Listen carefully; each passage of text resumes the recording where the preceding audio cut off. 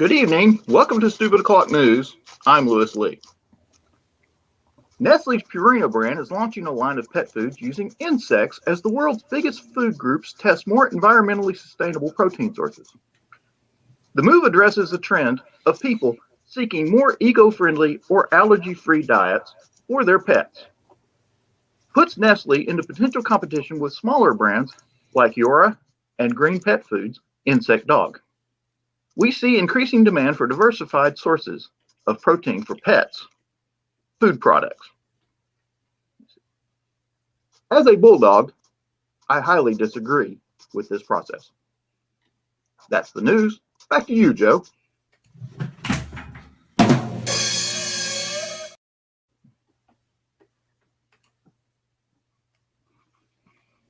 Good job, Lewis. Here you go, boy. There's a dog bone for you. That's a good one.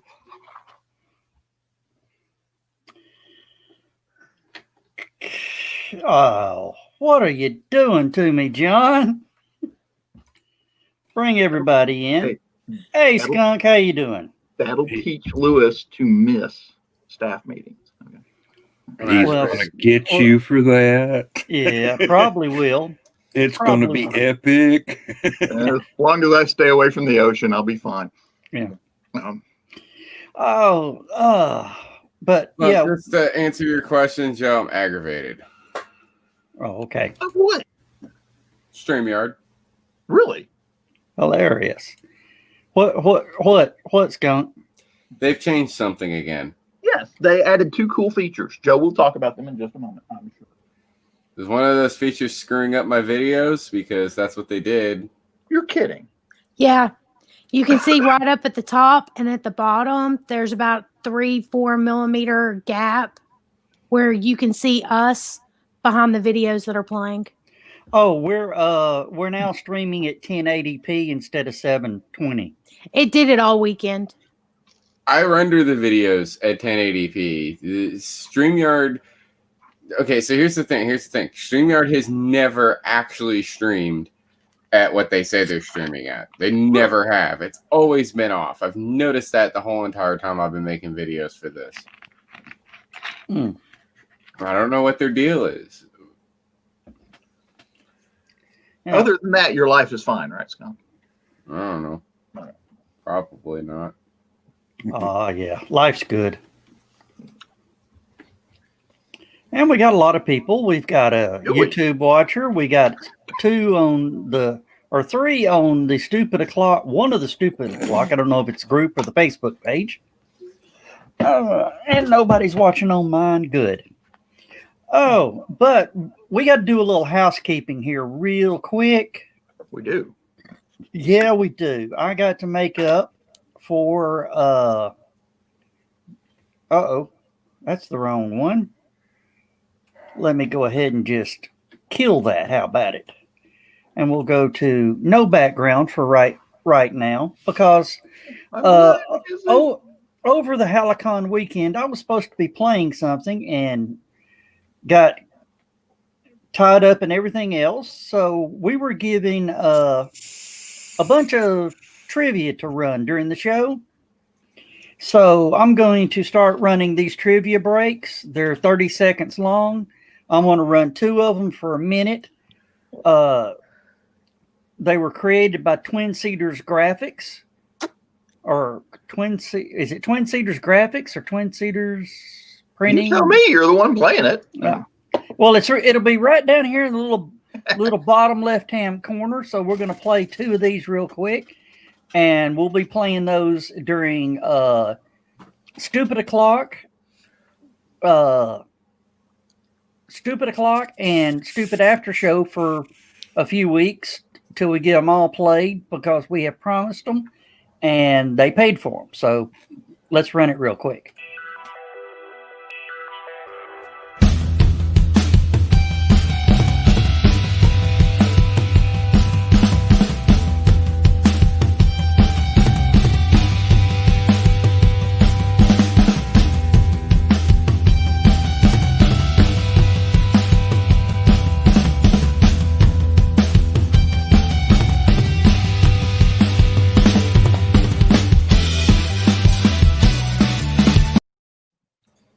that one. I did Yep. play that one. Yeah, Yeah, I answered remember on that one especially. Saturday. Oh, okay. No, it was Friday. I was sitting on my couch. Friday. Okay. It was Friday. Okay. All right. Well, we got that one out of the way. We're going to save the other one for the top of the hour. Mm. 30 seconds during the top of the hour. Oh. Yeah, my internet went out in the middle of one of the Helicon panels. Yeah. And it did not come back on until yesterday, day before. Forget Hey, which. Dan, Yes. thank you very much for jumping out when we were trying to do the oracles. I know that you were watching in the back channel. Well, I got invited in the green room, and I'm going, I'm not going to be in the way. And all of a sudden, I was in the way. So, boom. Yeah, I really appreciate you being so understanding about that. Yeah. Oh, it's no problem whatsoever. I'm a very, very small cog in this machine. Yeah. Heather knows my issues about we've got copyright strikes left and right. Well, not copyright strikes, copyright claims left and right all weekend long. Really? Yep. On the movies? On the movies. Sadly, I had on the after show, I have to mute the audio and had to cut out the trolls. They were claimed. Trolls? Yeah, the trolls at the start of the stupid after show. Trolls. You Yeah, can really do this. confusing me. Yeah. There were a couple of trolls that got onto the show. I think they came through. What's that one you're using? No, Twitch? not the trolls. No. The video clip that showed video at the clip beginning from of the Trolls. intro for Oh, after show. Leprechaun. Oh, from Oh. Leprechaun in the Hood. Yeah. I thought I was sitting there being like, trolls? What the hell? Trolls? Trolls? What are you talking about? Again, and I've asked, I remember explaining this to you, Joe. Yeah. Is it a claim or strike? Claims. Yeah, claims, again, claims are just them saying, hey, we own the copyright to this, so you can't make any money on it. Right? Yeah. That's just, you're not running ads anyway on the Yeah. video, so who cares? Yeah. If Well- it's a strike, that's what you need to worry about when it's a strike. Yeah. But yeah. I think what he's trying to do is he's trying to leave it open to where if he gets enough views and stuff through the channel can be monetized. And if he has those claims, those videos are not monetizable. Yeah. But if you, I'm not going to get into this whole entire thing because it'll take me forever and a day to explain. But basically, you're not going to make, if let's say in the future, the channel becomes monetized. Let's say you do get enough viewers and enough hours of footage and all the other stuff that you have to do to become monetized. Those old videos from back in the day, you ain't going to make any money on them anyway. You literally were talking $0. Oh. There's other people, like I said, are experts on this who do YouTube for a living that can explain it. But basically, I think it's something like in the first 72 hours, you've made your money. Yeah. After that, you make dick. Yeah. Well, I'm looking at it this way. If the way I understand it, they can run commercials on it anytime they want. Yeah. Damn if I'm going to let them have 3 commercials on my videos and not pay me dit for it. No. They get to run a commercial. Yeah. Not multiple. Anywhere between 2 and 4 minutes. Yeah. And you can't skip it. At the very beginning, well, you can if it's a short video or if they don't mind you skipping it, or there's a bunch of caveats to this. What I'm saying is that they run the ad at the very beginning, right? A, if you got an ad blocker, you ain't seeing it anyway. B, even if you have an ad blocker, some of us have YouTube Premium, so we ain't seeing it anyway. And C,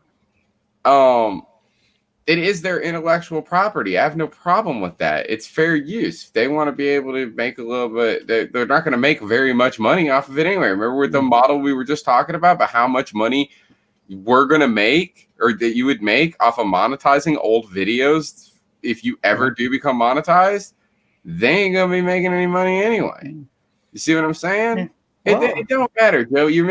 I feel like you're making a mountain out of a molehill here. You really are. well, I'm just removing that opportunity. Hey, I ain't giving somebody a half a penny because they want to claim. Of course, a few of them I have disputed and they've been released. And you can do that on all the public domain ones. Yeah. You can do that on all the public domain ones. But the clips we use in the after show, No. And I don't know if we did any during the show, but any of the good night everybody's or most of the rim shots or from things, you wouldn't be able to do that either. Like you'd have to kind of eat it on that one. Yeah. Well, the only thing that's been tagged was, of course, I don't know how they did it, but one of the Molly's songs got picked up. Wolfhound. Really? Yeah.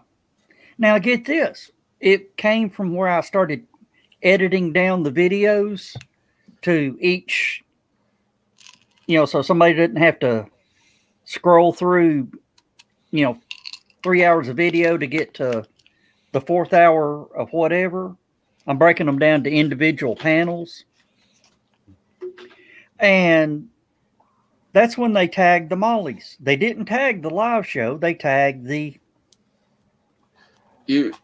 Joe, yeah. In a case like that, it's if it depends on what the song was, right? Is it a song that is it one of their folk songs, or is it one of the was it, because they don't play with Michael anymore, so they rarely do covers. Yeah. Well, John does covers, but I don't think John was there, was he?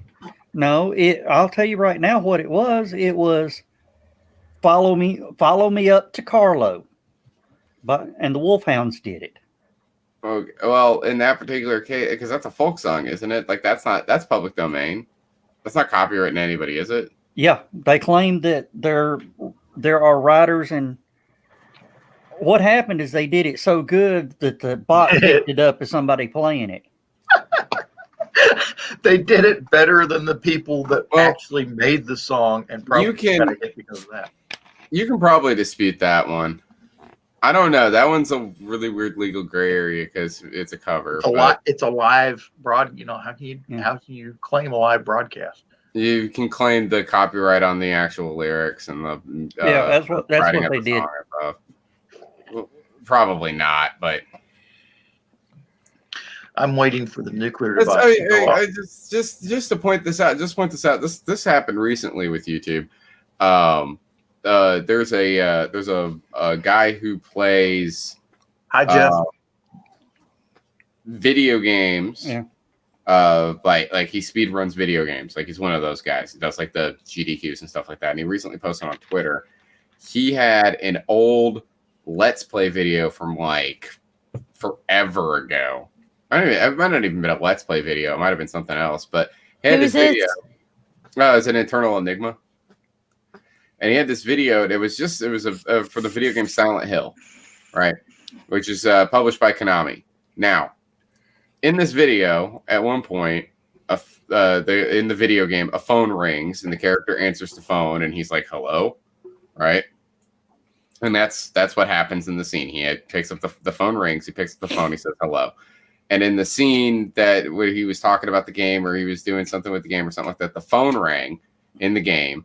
The phone rings, and that segment of audio where the phone was ringing, just the ringing, mind you, nothing else, but the actual sound effect of the phone ringing. Did Konami, who created this, who made the game, did they claim it? No. Did the sound effects library that provided the sound that they purchased, that they licensed, did they claim it? No. Nokia claimed it. It was claimed by somebody who had done a review of a completely different video game but it happened to include a clip from Silent Hill as a joke, and they claimed it, right? And it was like, it's just an automated robotic system is what it is. And the automated robotic system is trying to find things that people don't have a claim to and saying, hey, you used our property. But that's the problem with robots. Robots are only as smart as people program them, and they can be pretty dumb sometimes. Oh, you yeah. know? And so, especially in cases like this, that's why you see a lot of especially when the DMCA thing first started with the robots specifically and not human interaction, the robots would nab videos that had nothing to do with whatever. Like, there was a case a while back where somebody's video was claimed, right? And it was claimed it was an original work, 100%. It was all like it was all original sound effects and everything else that the person had done. They didn't like get it off sound effect CDs or nothing like that. I mean, it was all recorded in camera audio, and it was claimed by some company saying that, well, they used the song that they own the license to. There wasn't even a song in the video. Right. I mean, it's the robots are that stupid. So with these computer programs doing stuff like that, I mean, every time you get one of those things and it's something like that, you have to dispute it, because YouTube will not do anything unless you do something. And the thing about these companies is that they do so many of these filings.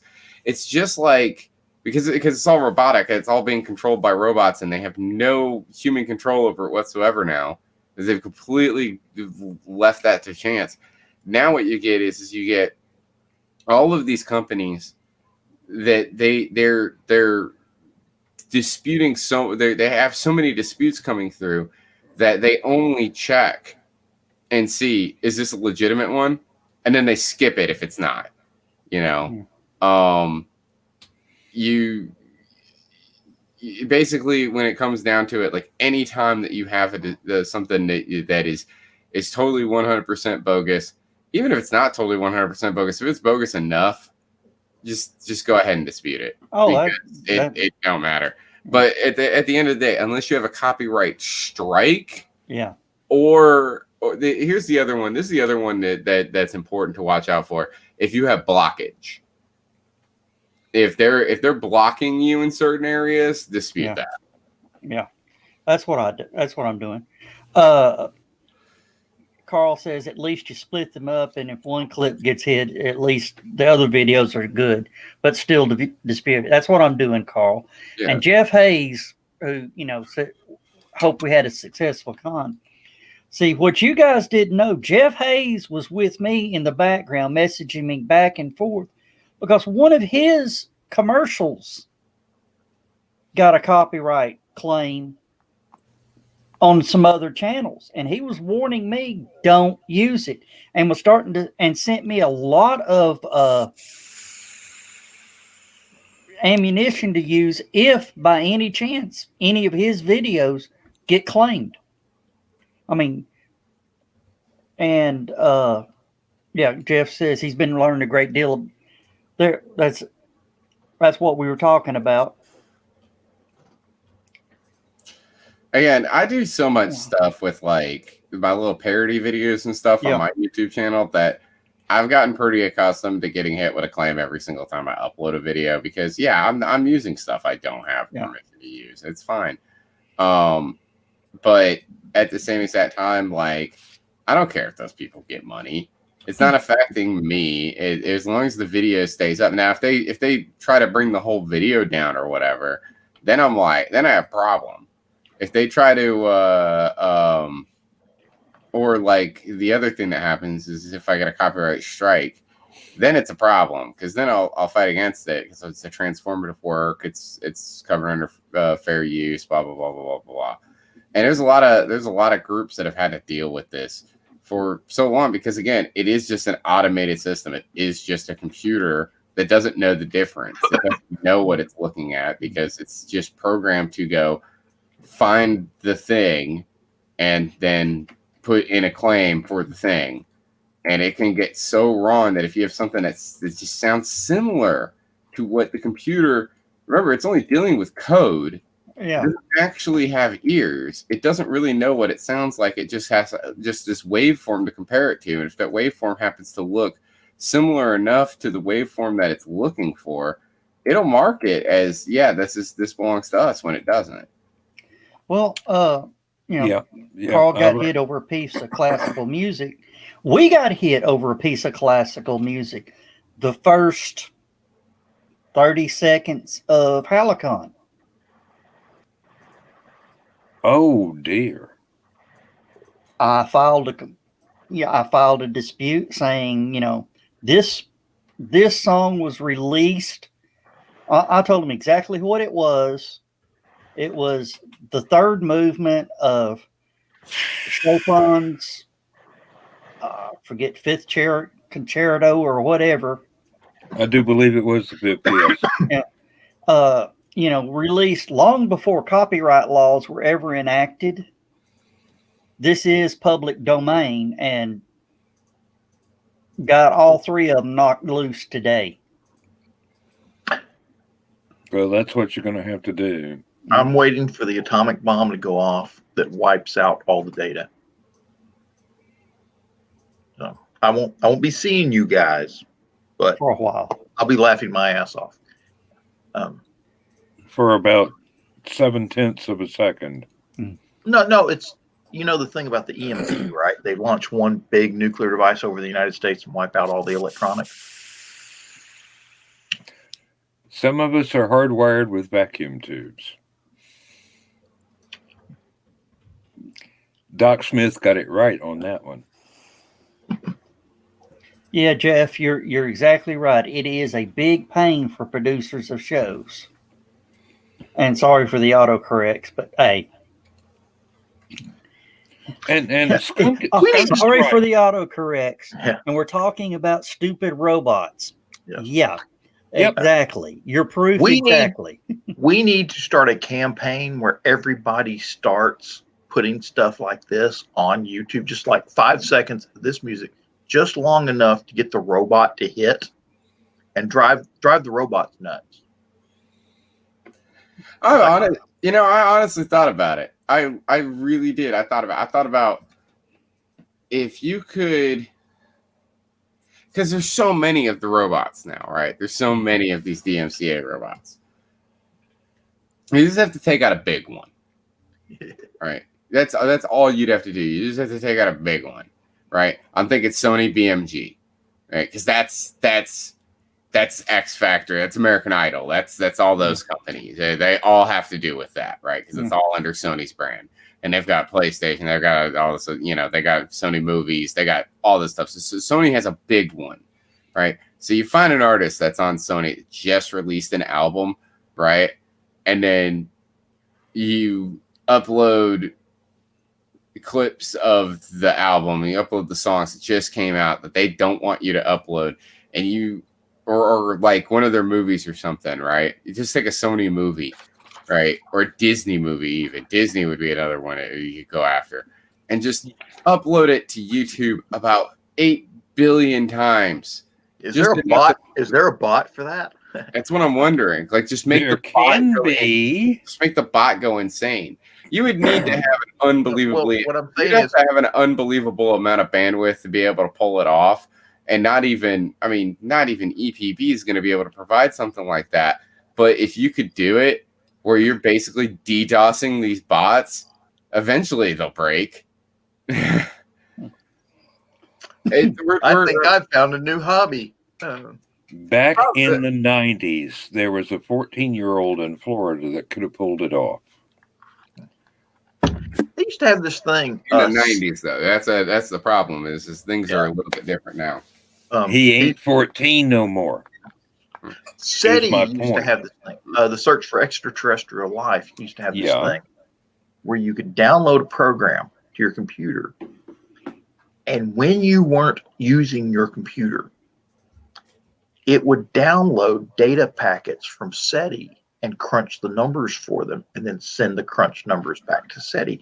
So basically, they were making a supercomputer out of all these SETI fans' computers. And that is still active. It's still active. You can still go to SETI and download this, and that will just, when you're not using your computer, they send you a packet of data. Your computer crunches numbers, sends it back. I wonder if we could do something like that just to mess with those bots.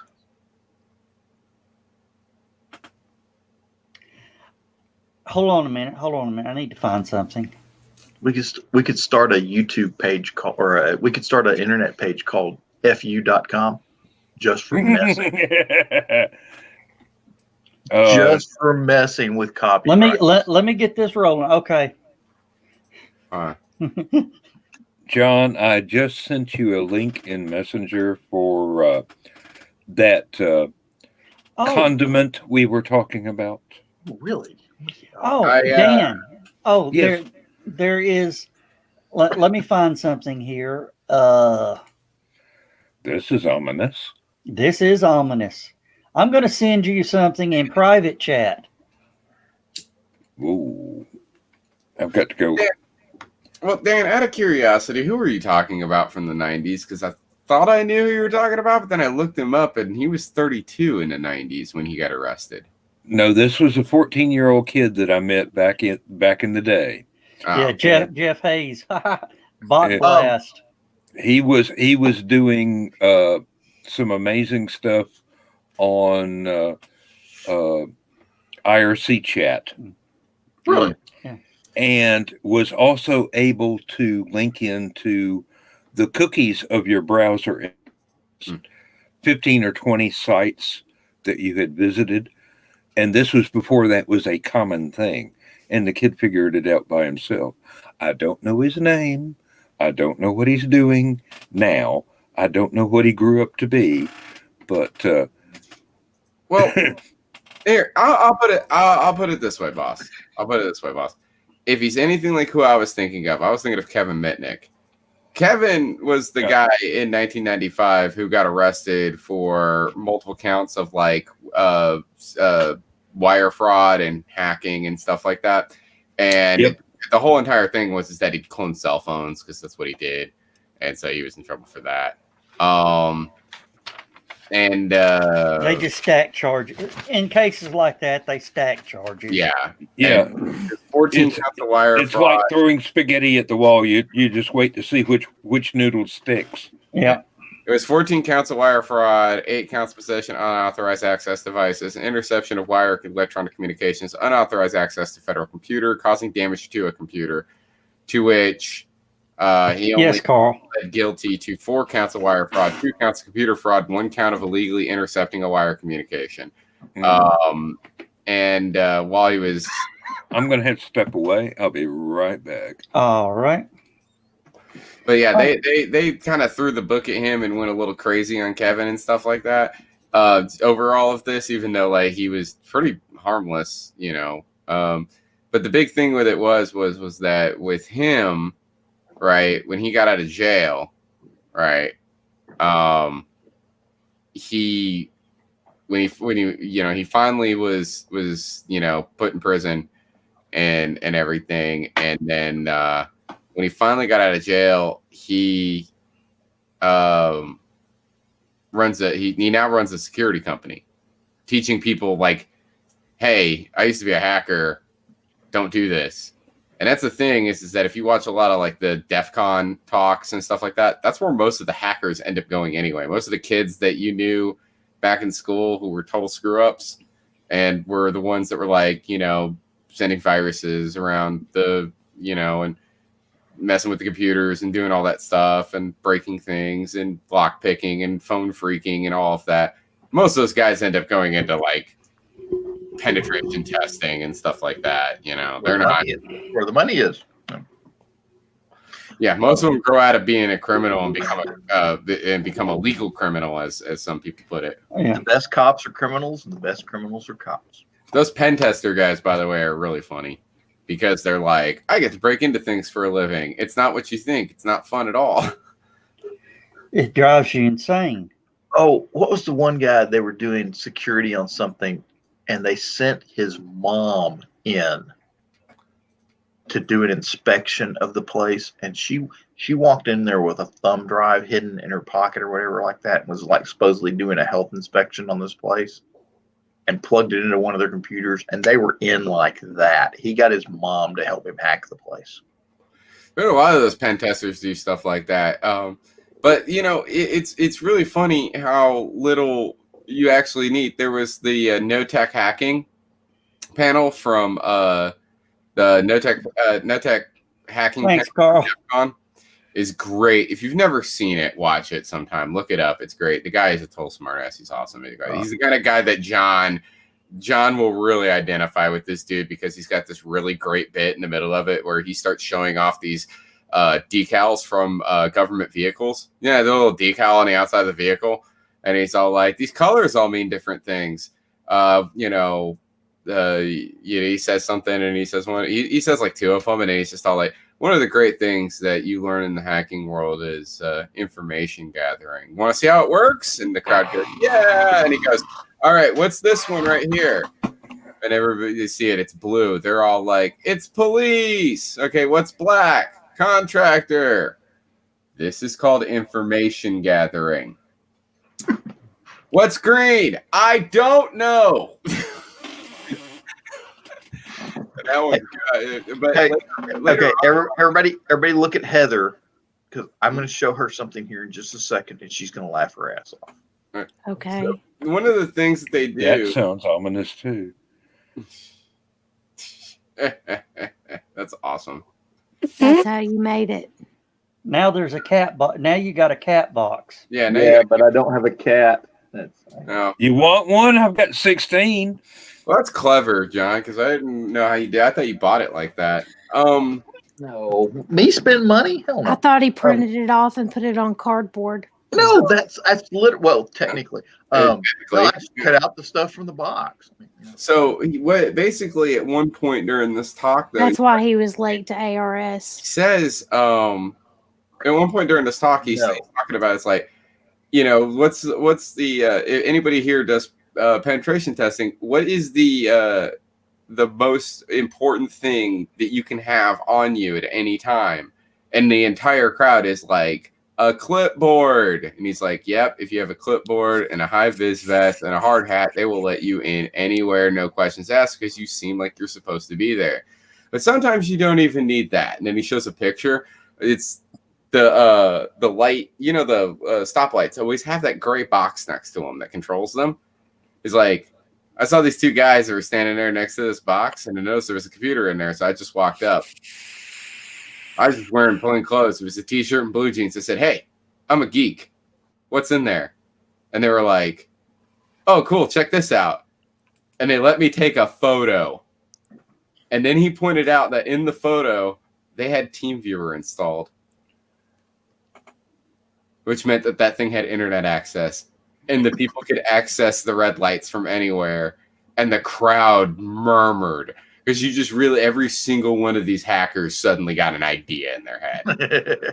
Oh. Because if all of the red lights are all hooked up to the internet, you can actually do that thing. You couldn't do it back in the 90s when hackers came out. You can certainly do it now. Hey, Skunk. I was in Berlin. Oh, I was in Germany when Chernobyl went up. Okay. Yeah. And there's a story I've got. We were in Wild Flick in West Germany out at Bivouac Mike when it went up. I'll be right back, guys. So for 3 days, we had all that crap from Chernobyl landing on our tents and vehicles. And stuff like that. I was on an NBC team, a nuclear, biological, chemical warfare team. Mm-hmm. Every company has one. It's just a few guys that their job is to carry the equipment that you use. Yeah. NBC warfare. But the main reason they had the team was A, to use the equipment, and B, to maintain the equipment. So we go out to motor pool. We pull all these boxes of NBC equipment out, and we're going through pulling them, doing the 2404s, just basic Army maintenance crap. We get out there and we're testing all the radiac meters, the things that basically Geiger counters. Yeah. But military specific Geiger counters. Mm-hmm. So we're doing the 24/4s from the books and everything. The NBC sergeant's out there with us. We're awesome. we cannot get the radiac meters to 0. And at first, we're like, okay. The first one was like, okay, this one, we may have to send this one in. It may be broken. The second one had the exact same reading. I'm like, okay, that's strange. All of them had the exact same reading. We're like, none of them was 0. Yeah. And we're like, okay, this is weird. Well, they just put in this gravel parking lot on this bivouac site.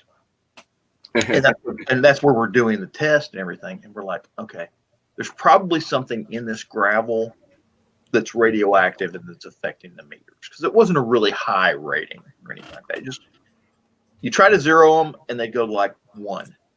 Not much, but we've never seen it before. Exactly. So we wrote it up in 24/4. Can't 0 the meter, can't 0 the meter, can't 0 the meter.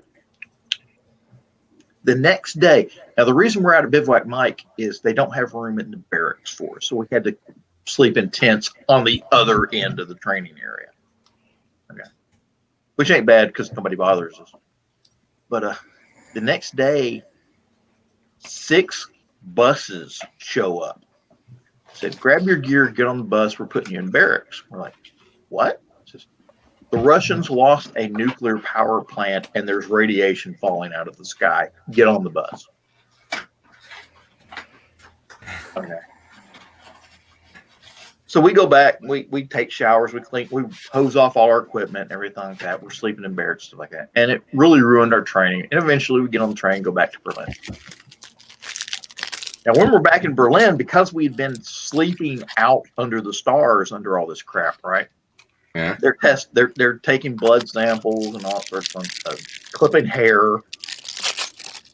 And anyway, we went through this test. But strangely enough, because Berlin was also getting affected by this stuff, they want us to walk around the radiac meters and test the area around Berlin or around our barracks. Damn it, Joe. What? I know, right? Annoying. That was annoying. I thought it was Dan because you weren't here. Dan was looking down. I was wondering who muted Dan's mic. I thought Joe did it in the back Not me. because of the I didn't mute crumbling. it. And then Joe comes up and I see the brownie and I'm like, I want that brownie. You're going to have to use a baseball bat to get it, and you better be quick because he's fixing to vacuum it. Hey, it's just as easy to just drive down the road to Publix. Anyhow, Or Dollar General store sells, Little Debbie's. I don't go to the Dollar General store because it's hell to get in and out of. Really? Yeah, we But got anyway, a family The dollar. one that's right like beside my that. house. Yeah, it's really bad to get in and out of. I took one of the Geiger counters with me one day and was going around just testing, random. Basically, we had ditches all around all the buildings for drainage. yeah. Mhm. And that's where I was going and testing, basically. I was looking to see if we had any radioactive fallout in the ditches and such. Gotcha. I walked over to where the medical facility, and normally you can't go to the medical facility unless you've got an appointment, unless it's sick call or you have an emergency, they don't let you in. I walked over there to the Geiger counter, and the Geiger counter started raising. I was like, oh, that's odd. So I walked in their building, I checked the foyer, because everybody walks in, they got their dirt on their boots and stuff like that. That's where you feel. Yeah, that's reasonable. So I walk in, I'm checking all the stuff, and I'm getting a higher than average reading. So I follow it, and I go up the stairs. It goes down. I go down the stairs. It goes up.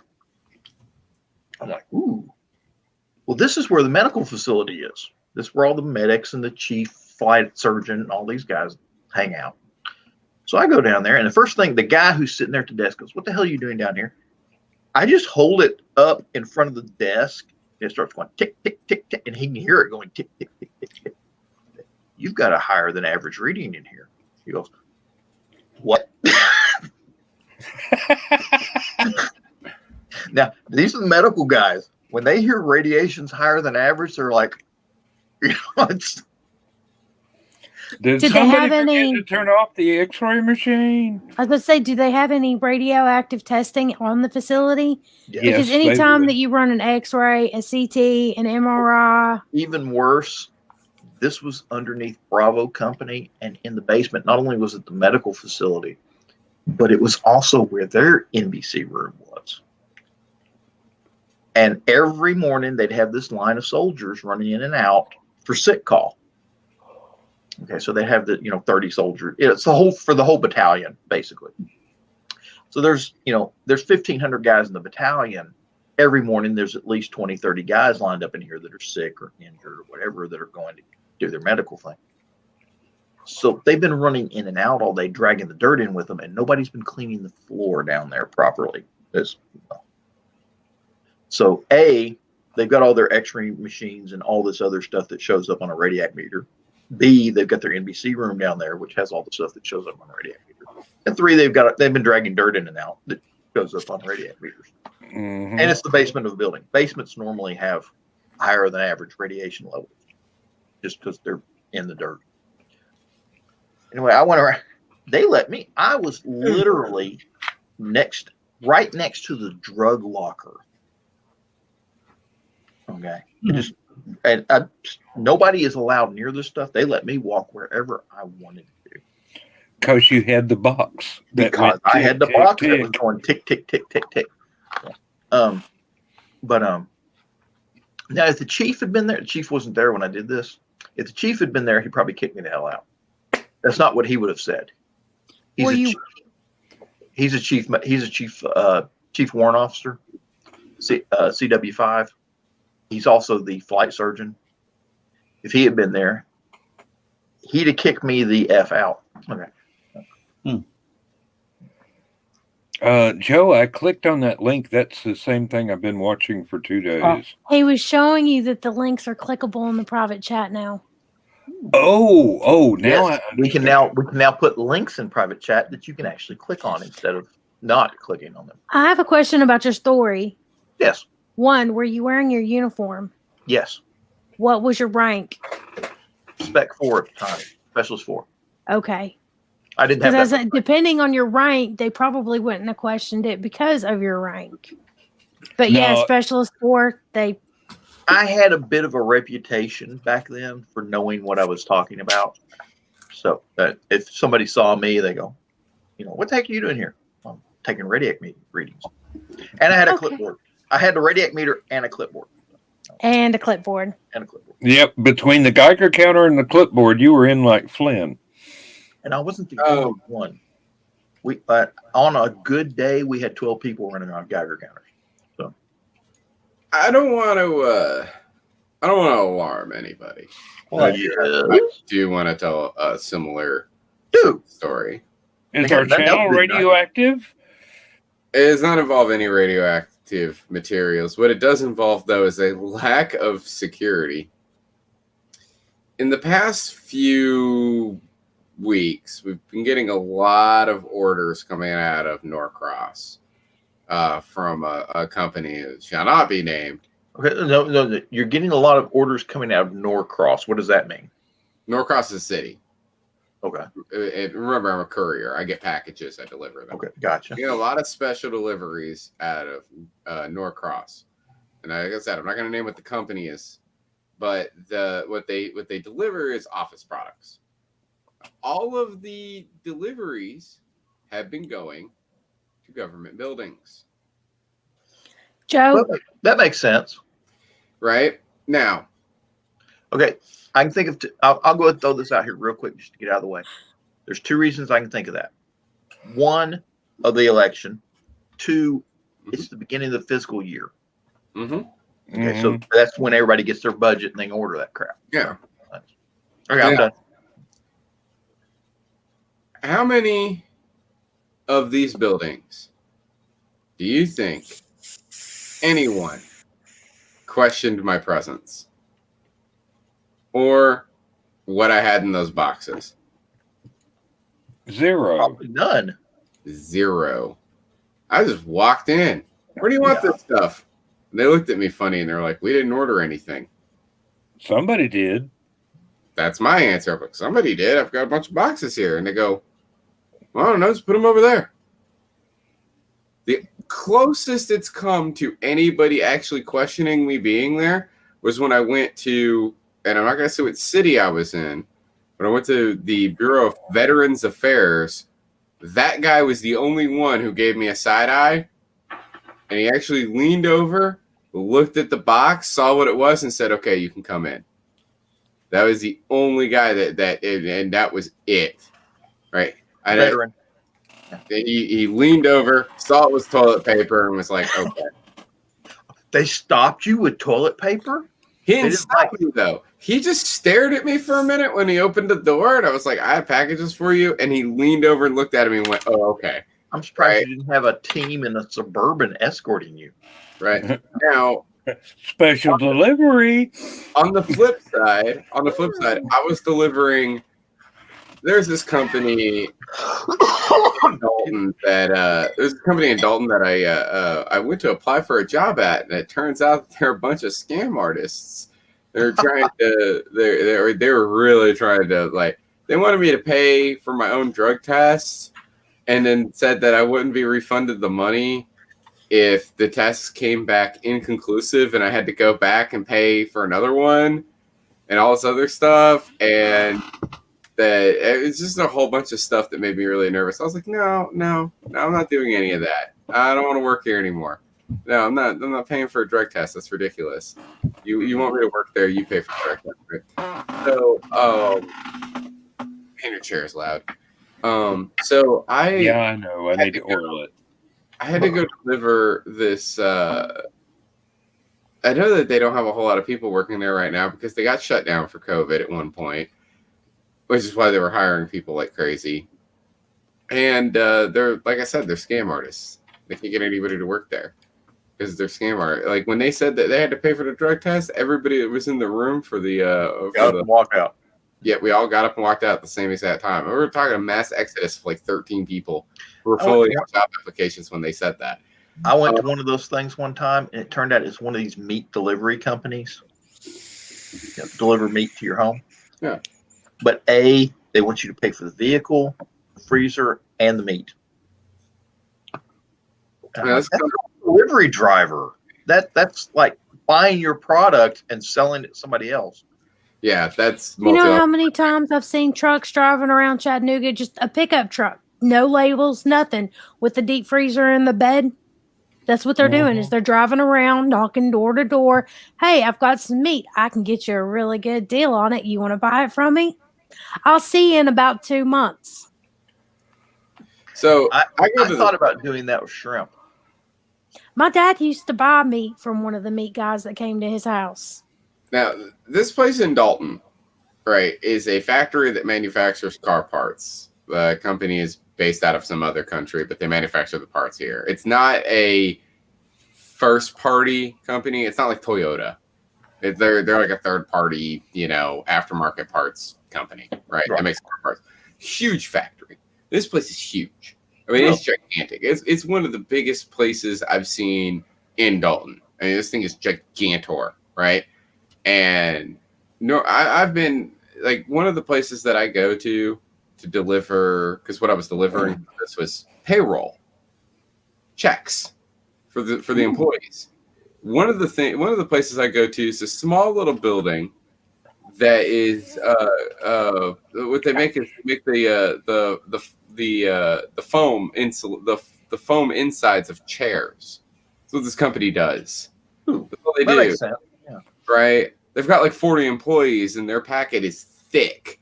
They get thick checks. But most of the companies I go to are like that. Even if they're a small company, they got a really thick envelope because they've got a bunch of employees. They want to pay all their employees, right? This place had the thinnest envelope I've ever seen. It was thin. It was tiny. It was plastic, thin, just nothing in it, right? There's like a sheet of paper in there that says you don't have any employees, so nobody gets paid, I guess. I have no idea what's in this envelope. And I pull up to this place, and they've got this, it's tighter than a duck's butthole. I mean, it is just, I pull up, and the guy will not let me in. I'm like, I just want to deliver an envelope. And he's like, but there's nobody in the office. He's like, I can't get a hold of anybody. He won't let me in. I'm like, can I just give it to you? I've got other places to be. And he's like, hold on, I've got to check. And he comes back. He's like, I can't get a hold of anybody. And I'm like, dude, I have to deliver this. You should have told him. You realize this is your paycheck, okay? That I'm trying to. Well, no, that guy works for a security company. Whacking Hut or something. But that was the thing. That's which is like probably one of the funniest names for a company ever. really crappy company that can't hire anybody because they have these really awful like ways of hiring people. They're such a scummy company. They can't get anybody hired to work in their crappy factory making their crappy car parts that nobody's going to buy in the first place, right? That they have so few employees working for them right now that their page stubs are so thin that you put them in this tiny little envelope. There's enough room in the envelope for air, right? Like, you know, I mean, this is just the flimsiest envelope I've ever had in my life. There's more security in that building than in every government office I've been to so far. Well, I can tell you probably why. Direct deposit and email check stubs. Yep. Plus, they probably have customs at their factory because a lot of these, like if you go up, what is it, Spring Hill, Tennessee?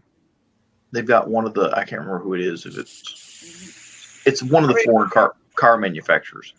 They've got a fence around that place that is marked that this is a customs-free zone or something like that, because it's a like Toyota. I can't remember who it is, Toyota or somebody, but they're making foreign cars on American soil. But when the cars leave the plant, they have to go through customs. So, I want to point this out. That never for me, right? To quote George Thorogood, that never for me. It's General Motors. My point in that is to say that we have these government buildings where government employees are working, and they're working on things for the government, and it's stuff that's really important. I mean, again, I don't want to like reveal too much information because I don't want to like. I think that might be violating some rules at work. But like I said, one of the places I went to had to deal with Veterans Affairs. One of the places I went to had to deal with workman's comp. You know, a bunch of the places I went to were for child support services. It's like and stuff like that. All over the place. I have a whole bunch of them all over. Places in Dalton and Ringgold and in Rossville, Fort Oglethorpe. I mean, I got them all over the North Georgia area. You know, we're a Georgia-based company, even though our terminal's out of Chattanooga. You know, we're companies based out of Atlanta, right? My point in all of this being is that all of these government buildings have less security than this like crappy car part plant that can't even have any. They don't even have anyone working there right now. Like, yeah, the envelope's thin because they don't even have the sheets that say, "Hey, here's your direct deposit." And here's the check that you got. That's not actually a check. It's just that we have to put a check on there because it's ADP, and that's what they do. Because that's who I deliver. One of the companies I deliver for is ADP. I've gotten ADP checks before, or not non-checks, the direct deposit ones. You still get like a packet whenever you get paid. You know? Yeah, it's the stub. It's not the actual check. Exactly. And they don't even have that over there at this place. Like everybody else is just like they got these thick envelopes, and this dude just a tiny little flimsy thing that I don't even think there was anything in it. I think it was just an empty envelope. This is how it felt anyway. It was so weird. And I'm just saying all of this to say that like it's really weird to me that I could just walk into a government building because I have a hand truck with some boxes on it. Nobody's paying attention to me. Yep, you could sneak into my factory easily that way. And every single one of these like businesses that I normally go to won't even let you pass the door sometimes. Like you maybe be able to get into the lobby, but you can't go any further than that, right? And every single one of these buildings I've been able to open a door, walk right in. It's just so weird to me that you can do that. Then the only one was that Veterans Affairs place. That dude, he was probably a veteran, and had the IED mentality. Yeah, he had the high and tight, for sure. He had the door locked, so I had to knock on the door. He opened the door, looked at me funny, and I was like, "I have some packages." And he leaned over, and he looked at the packages. And he looked at them from the side, saw that every single package was labeled with what exactly was in it, where it came from, and he went, "Oh, okay. We've been, it's basically we were waiting for those." He knew what they were, You know, he knew it was something Good man. they had I like him ordered. already. I don't even know him. I like him already. I mean, but all these other places were like, I bring it in and they're like, we didn't order anything. And I'm like, it's here. I don't know what you want. And then they went, what happened to John? Wrong button. Yep, that's exactly what happened. Oh, Joe. I didn't do it. John did it to himself. John did it to himself. He closed the tab. I was gonna say that one of the really funny things about it was that in a couple of the buildings that I went into, and again, government buildings, had I gone through a metal detector, right? You'd have set it off. If I had to leave the hand truck outside and move each box individually through like a metal detector or an X-ray machine, that thing would have gone off hardcore. Because at least I would say out of the few locations I've been to where I've been delivering stuff to, at least 6 or 7 boxes were Lysol spray cleaner in the aerosol cans. In metal cans. Hey, John. You put that through an X-ray machine. Do not click on anything with an X. If you go through a metal I had detector, that's going to set it off. I just click on the wrong X. Back in Joe almost. I don't know. And he What gets kind of, up. I don't know what kind of chemicals they have in that stuff, by the way, but I don't think, I know for a fact that that stuff's flammable. I don't think it would pass a TSA check. And not as long as you're holding a big lighter in your other hand. No. Oh, I've got one. The place where I work, they a couple of years ago, they decided that they needed automatic locks on the doors to the employee entrance and the break room, while not having even the big overhead doors for the warehouse area closed. And their logic for this was, oh, this is in case of a live shooter coming up to the factory. And I go, wait a minute, you've got a key card only entrance for employees.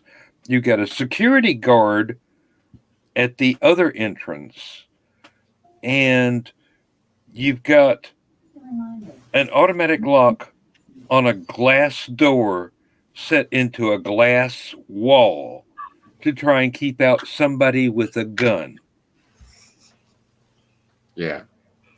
This is logical in which direction? I mean, this is like warp 6 off into the Twilight Zone. And the only people who would have any reason to come in with a firearm and attack anybody, you gave key cards to get in through the gate and open the doors. So I do want to point this out too, because you made me think about something, Dan. That I posted that in Stupid O'Clock, by the way, that no tech hacking thing, which I think everybody should watch. Even just watch it because the dude is funny as hell. His name's Johnny Long, by the way. He's really great. He starts the presentation off officially after he does his introduction and all that stuff. He starts off by talking about the first time that he ever went on a pen test with this guy who was like a total ninja, and how he was like trying to learn like what this dude was into. And at one point, one of their pen test things that they had to do that he went along on the ride along with was to get into a building that had an electronic lock, like you were talking about, Dan. And it was one of those things where you walk up to the door, you have to hold up a key card, right? And then the key card would buzz you in and you'd be able to walk through, right? And so the guy's sitting there for a minute. They're there for like 10, 15 minutes watching people go in and out the door, right? And he's watching and he's watching and he's watching. And then he turns to Johnny and he's like, I got to go back to the hotel and get something. And Johnny's sitting there thinking like he's going to get some really cool high-tech hacking device. It's going to be the most amazing thing. It's going to be something that's so amazing and spectacular. Something you'd see in like a James Bond movie or Mission Impossible or something like that, right? And the guy goes into the hotel, goes into the closet, pulls out a wire coat hanger, goes into the bathroom, comes back out with a damp washcloth and says, "Are you ready?" He's like, "What are you gonna do with? Do you have like, are you okay? Like, are you sick or something? Like, do you need to clean up or what's going on here with this?" They go back over there and he takes the coat hanger, he puts the washcloth on the coat hanger, he runs it in through the door, he spins it around and the door unlocks. And he's like, "You coming?"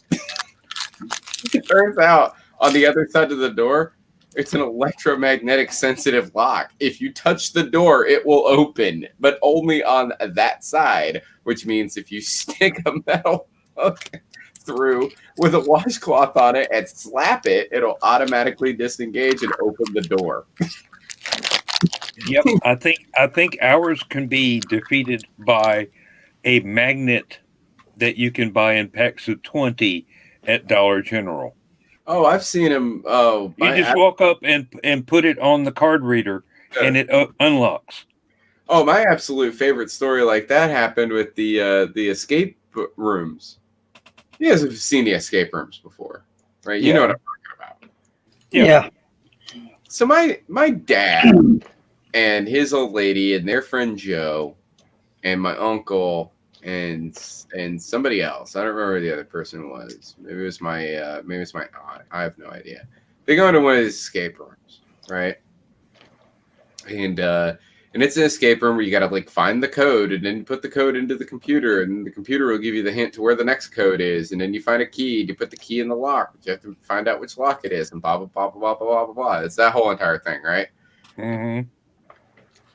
So at one point they're tasked with trying to unlock a door, and the way they unlock the door is, you know, you have to find the key card, swipe the key card on the door, and then the door will unlock, right?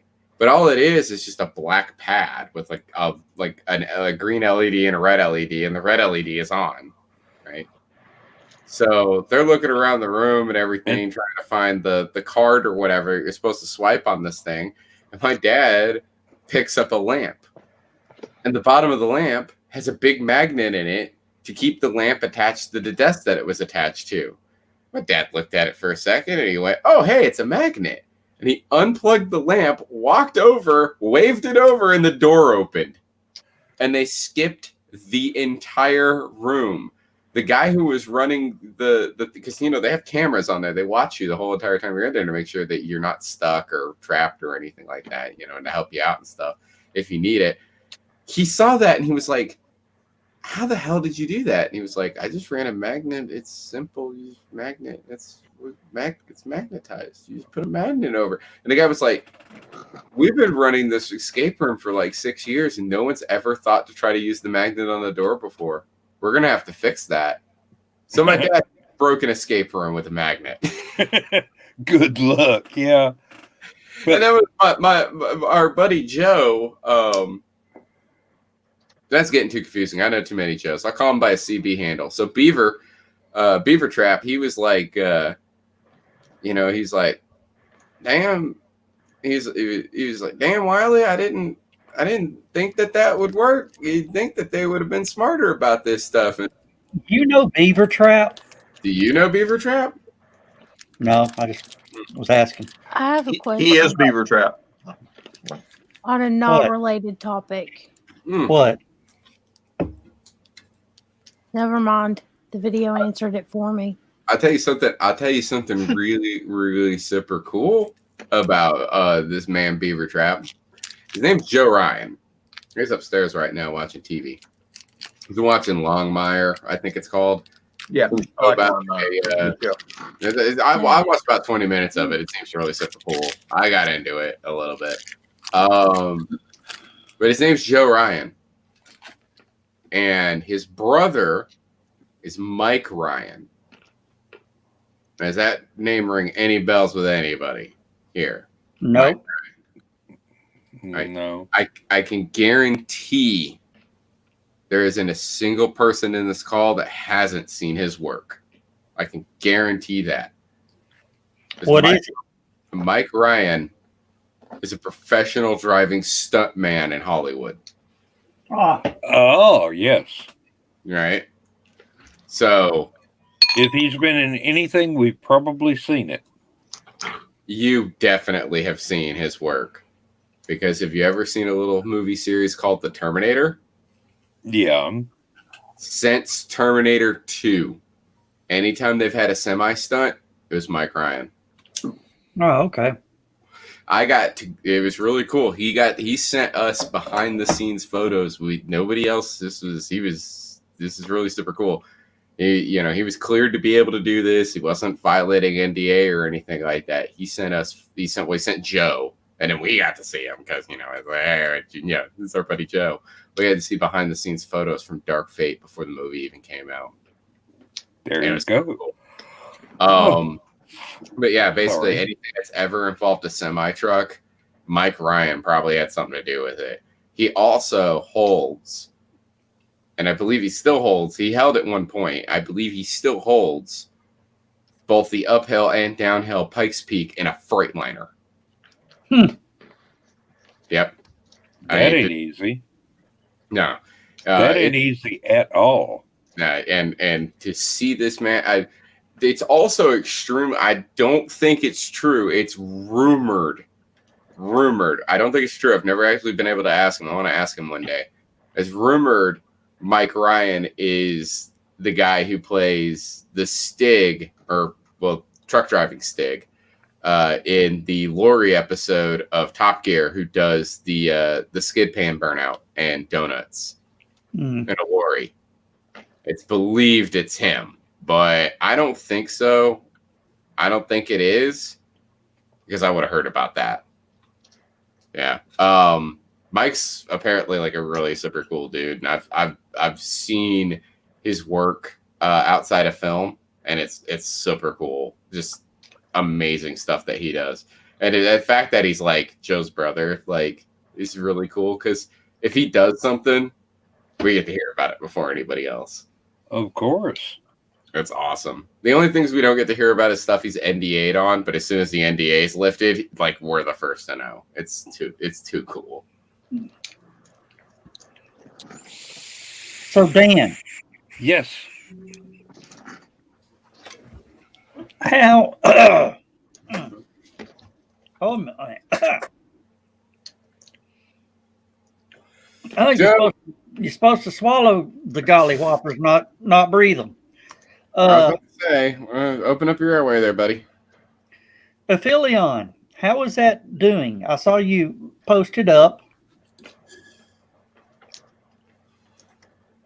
Oh, the thing from the guy over in Eastern Europe? Yeah. I think he's from Poland. It was his first story in our magazine. I'm very proud of all the writers that have become pros because of this. But it's just like every time somebody gets their stuff and they actually graduate beyond us to the paying markets, it's like I'm so proud. But this guy's story is really, really good. You ought to go check it out.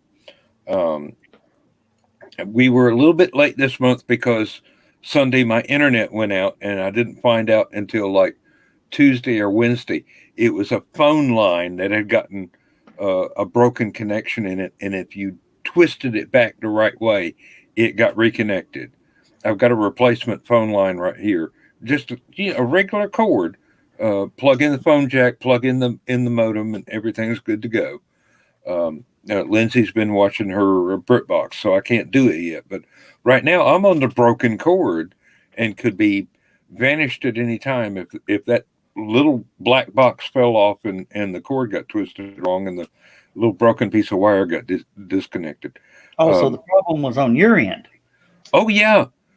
Saved myself about $300 for a service call and a new modem and new wires and all kind of stuff.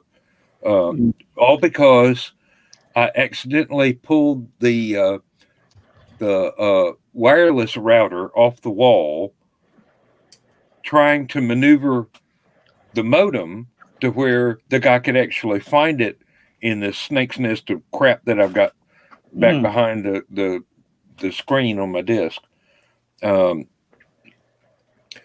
But as you were saying, this guy has this is his first.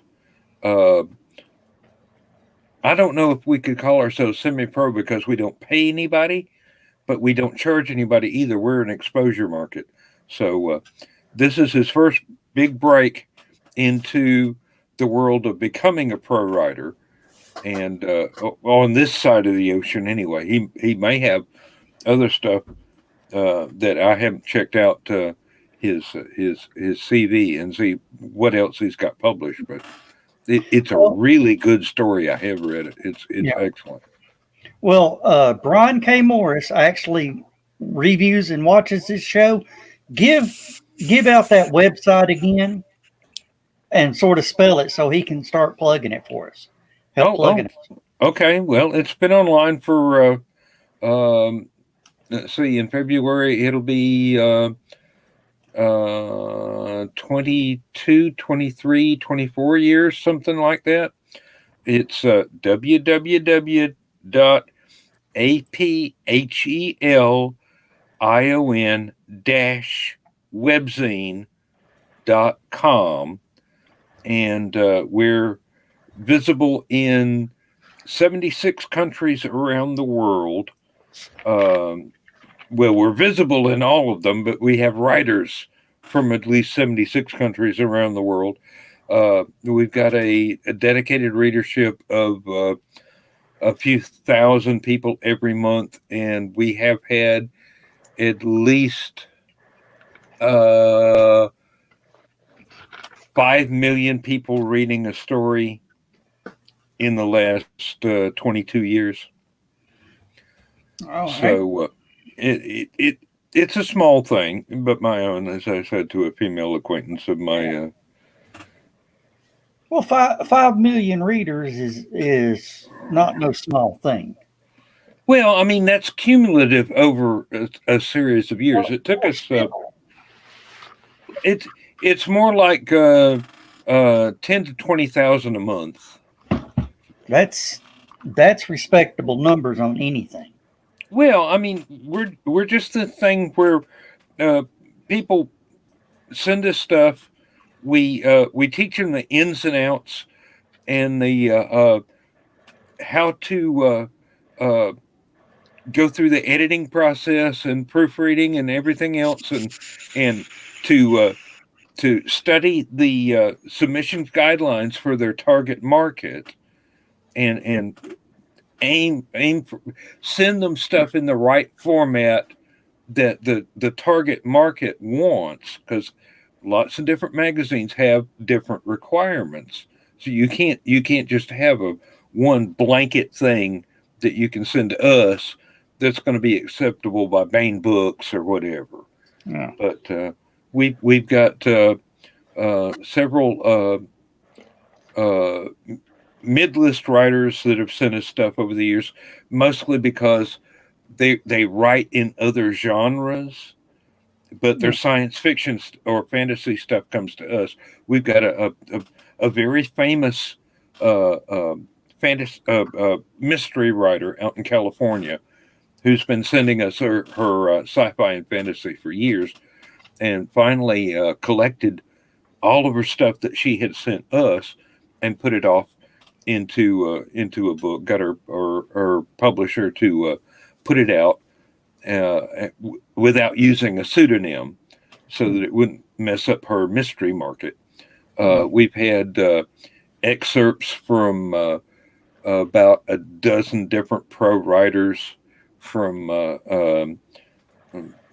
Stephanie Osborne and Nick Pilata, and I used to get stuff from Terry Pratchett and what is the website?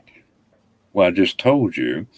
It is Aphelion Webzine, www.aphelion-webzine.com. That's what I was trying to get out of you, Dan. Well, it's a little bit complicated because you have to have that dash in the middle or it don't work. And we're about to move to a new server, which will give us instead of 4 gigs of very clogged up stuff by official crap to 15 gigs of what we can choose to go on there, and go from about $60 a month that I have to pay out of my pocket to keep it running, plus $1,000 a year to keep the domain registered. Yeah. $1,000 to keep the domain registered? I register it for 10 years at a time. Oh, okay. I was about to. Whoa. Well, Yeah, still, well, that's $100. $100 a year. That's about average, as far as I know. Do you know what I pay for Halicon? Not as much as I pay for mine. Nope. $12 a year. I'm good till 25. Well, part of what I pay for is keeping somebody else from getting a close duplicate. So Apelian.net or Apelian.org or whatever does not exist because I pay not to have it exist.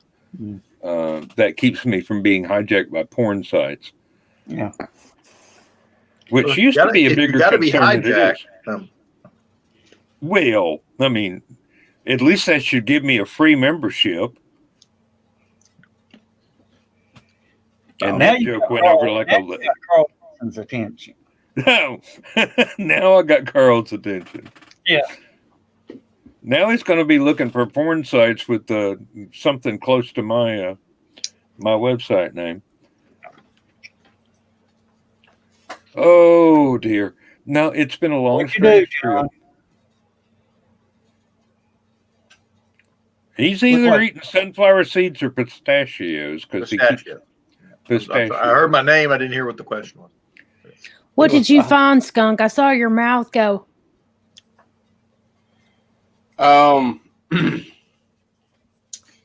Joe, Yeah. permission to talk about politics. No. No. Private chat. You can throw it over in the private chat.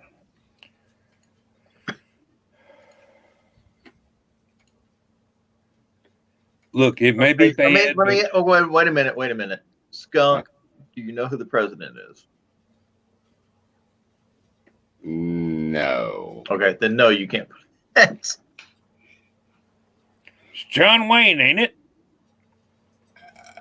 I mean, are you asking, do I know who the president is right now?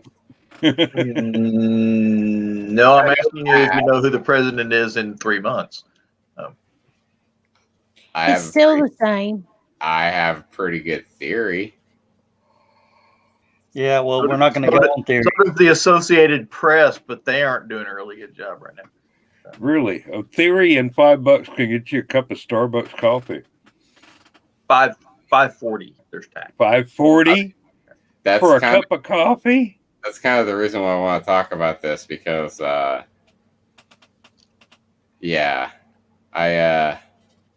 this just happened. All right.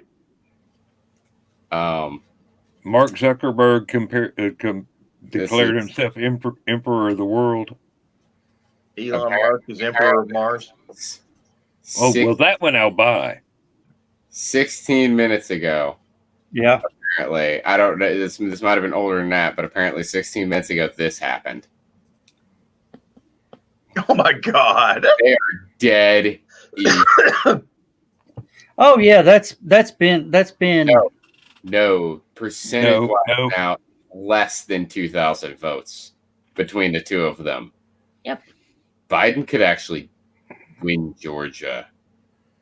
Yeah, they're only 1%, 1/10 of 1% apart right now. well. It's got to the point right now. All Biden has to do is win any state It's so. except Alaska. Well, he's not gonna win Alaska. Anyway. He won't win Alaska. He won't win Alaska. It's Trump has a two-thirds difference up there, Yeah. but all the other states are really close. But that one, Well, I'm pretty sure Trump has Pennsylvania. It's North Carolina, Georgia. I think North Carolina is Trump for sure. Well, No, I've already ran the numbers. Trump, the only way Trump can win is flip Nevada. And Nevada is trending to Biden. It's that's the thing on the three states, Pennsylvania, Georgia, and Nevada. Nevada has been blue this whole time, right? Yeah. Pennsylvania and Georgia are still red, but the gap is sinking. They are neck and neck. And it's gotten to the point where like Philadelphia, There he is. Pennsylvania There who is. still hasn't flipped over it to a point where I would point at that and be like, that could actually happen. I think Pennsylvania is still going to go to Trump, but seeing 4.94 versus 4.94 or in Georgia. Now, who? I forget who published that. Huh? Oh, it's CBS. CBS. I'm not real thrilled with their news. But no, that updated at 10:15 p.m. saying that that's all of the websites I'm seeing right now are showing the 49.9%, like it's that close. It's like 2,000. It's like 900 and something votes in Georgia right now. That's different. If you go Politico updates like every 20 seconds right now. Yeah, it's less than 2,000. But what's really crazy about that, right? What's really crazy about that? There are still 16,000 votes in Georgia left. Yeah. Biden could do it. And my mind would be absolutely blown. I would never in a million years think that this state would ever turn blue ever again after Clinton. And I mean Bill, not Hillary, obviously. Yeah. I never thought that would ever happen again. That's shocking, honestly. It's shocking it's this close in Georgia. Wow. I have no words on that. That was the first update to the election that actually got my attention. I was like, whoa, wait a minute. He might actually do it. 'Cause I didn't think he was going to do it. I really did. They were like, oh, it's so close in Georgia. I was like, he ain't going to win Georgia. Kidding me. Well, now that we got Blake in here, I done thank John and Heather. And I've thanked you, I don't know how many times, Skunk, but thank you, Blake, for doing the on-air panel saves. Blake's the king. I just Blake? jumped in where I had to. Hey, you were the angel with golden wings. No, That that means I'm dead. So thank you. But yeah, it's no problem, dude. Just did what I had to do. Yeah, and of course Skunk took his headphones off and disappeared. Of course, Skunk took off at the be right back, gotta go pee. He just read the private chat. Yeah. Oh, we got to do the other thing that's above there too. Oh yeah. Let's go ahead and do that because we didn't do that at the top of the hour like we were supposed to. So let's go ahead and run some of those. No, it's brand, dummy, brand. All right, I'm gonna pop the next one. Here we go. We'll pop it and 42. maybe.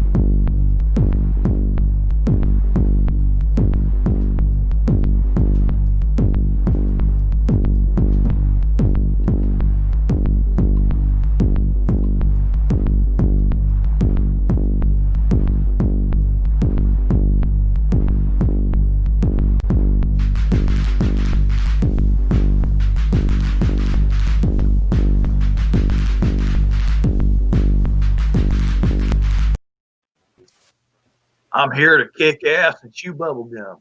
I'm all out of bubble gum. Yep. That All They Live right. is a pretty good film. Not as good as Hell Comes to Frogtown. And Body Slam. That was Rowdy Roddy Piper's finest work. I like them in Body Slam. I came back. You guys are Yeah. talking about They Live. Yeah, Yeah, Why? fun. Because it was Why? a trivia answer. because Oh, it was a trivia oh. answer. Oh, okay. I was just curious. I didn't know if it was. I didn't know if it was about. If it was talking about the election or not. No, But and, it and, That makes and sense. too. trivia, everybody, That does it- actually make sense. Yes. That is. and trivia is brought to you by Twin Cedars Enterprises. I had a friend You of mine looked it went up. and voted. He voted, and he was wearing a. Everybody has to wear their COVID masks, right? He's got a They Live one, and he Yeah. wore it to vote. And I was like, "That's poetic."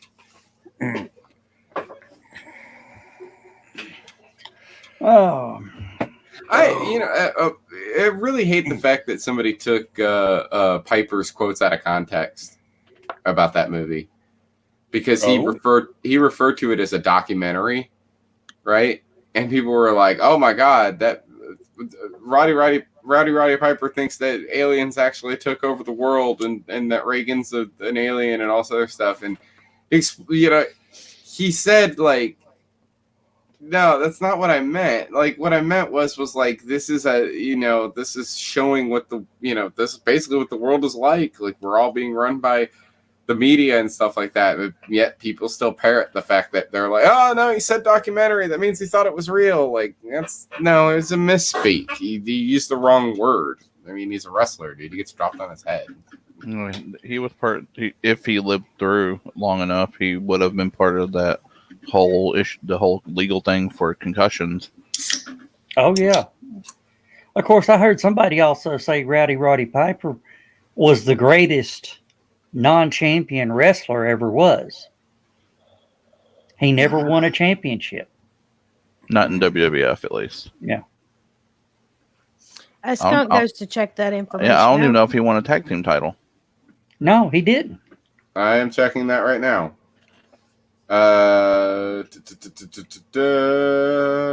He was intercontinental. He's intercontinental heavyweight championship champion. He was had tag team championship Good. with Ric Flair, and that's it in the WWF. Oh wow, that must have been like pretty short lived because And both were one time. So he's one time intercontinental champion, one time tag team champion. He won the heavyweight championship in WCW 3 times. Yeah. He won the NWA Tag Team Championship once with Bulldog Brower. He's won NWA Pacific Northwest Heavyweight Championship twice. He won the Tag Team Championship 5 times. He won the NWA Hollywood, or no, it's the NWA Americas Heavyweight Championship 5 times. Won the Tag Team Championship 5 times with 5 different people. And he won the Light Heavyweight Championship once. He won the Canadian Tag Team Championship with Rick Martel in NWA All-Star Wrestling. In Mid-Atlantic, he won the Heavyweight Championship 3 times. He won the Television Championship twice and the WCW United States Heavyweight Championship 3 times. That includes its original incarnation as the NWA Championship. So the NWA and WCW combined would be 3 times. And then in Big Time Wrestling in San Francisco, he won the United States Heavyweight Championship and the World Tag Team Championship with Ed Wachowski. I don't know. I've never heard of him. But basically, in short, he's won a lot of championships. He just never won the championship. Yeah. It was never a WWE champion or a WWE World Heavyweight Champion. It was only the best that he ever did was Intercontinental. Intercontinental. And in the WWE or WWE/WWF/WCW/ECW. The best he ever did was Intercontinental Championship. Which I mean, you got to talk about like the Intercontinental Championship. You're talking about some people who, over the years with the Intercontinental Champions, those are some names that are on that list. I mean, these aren't nobodies. We're talking about Pat Patterson, Don Morocco, Tito Santita, Randy Savage, Ricky Steamboat, Shawn Michaels. The Honky Tonk Man held it for the longest time ever. He was the longest reigning Intercontinental Champion of. I believe he still might have that record, although I think the Miz tried to take it away from him at some point. He's still the longest reigning Intercontinental Champion, the Honky Tonk Man. So, combined reigns, the longest combined. Chris Jericho has it with 9, I think. It's not the number of reigns, but the longest time period would be Pedro Morales. Held it for 619 days. That's a journey right there. Jericho does have the 9, by the way. Jericho's held the belt 9 times. So. Now, Rick Martel, isn't Scary Sherry his sister? I think it's time for an Aunt Heather. I'm not for sure. But I have an interesting wrestling question. Since Owen Hart's wife will not let him join the WWE Hall of Fame, do you think that she will let him go into the Cauliflower Alley Club? Hopefully you guys know what that is. You have just gone. Basically, the Cauliflower Alley Club has been around since 1992, I think, 91, 92. And they're a non-profit fraternal organization, kind of like police and firefighters and things like that, but it's for pro wrestling. And sometimes they let some MMA guys in and people who don't wrestle but have been influenced in the wrestling world. I don't even think Martha will let him into that because she felt so done wrong, which I kind of agree with. Oh, yeah. Just to point this out, Sherry Martel and Rick Martel are not related to each other at all. They're not? Nope, not at all. Not even kayfabe. Who's it? Yeah, when she was in the WWF as Sensational Sherry. Yes, Sensational Sherry. When she was Sensational Sherry, she had she was Scary Sherry as well. Like, you were right about that. But she was Sensational Sherry. The only time that he ever interacted with her was Rick and Shawn Michaels had a brief feud where they fought over her affection. Yeah, for them, but she,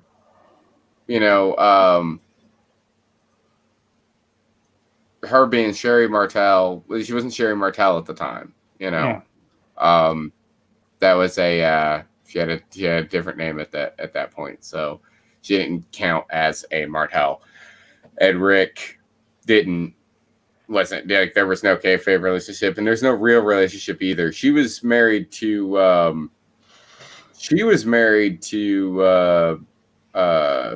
what's his name? I'm not good with the wrestling. I'm gonna look it up real quick. Robert Scroll. She was married to Robert Scroll. Rick Martel's real name is Richard Vinegal. Oh, okay. Look to where Sherry Martel retired to. She retired to Tennessee, but I don't know where. Little monkey town just north of us. Little monkey town, Nashville? No.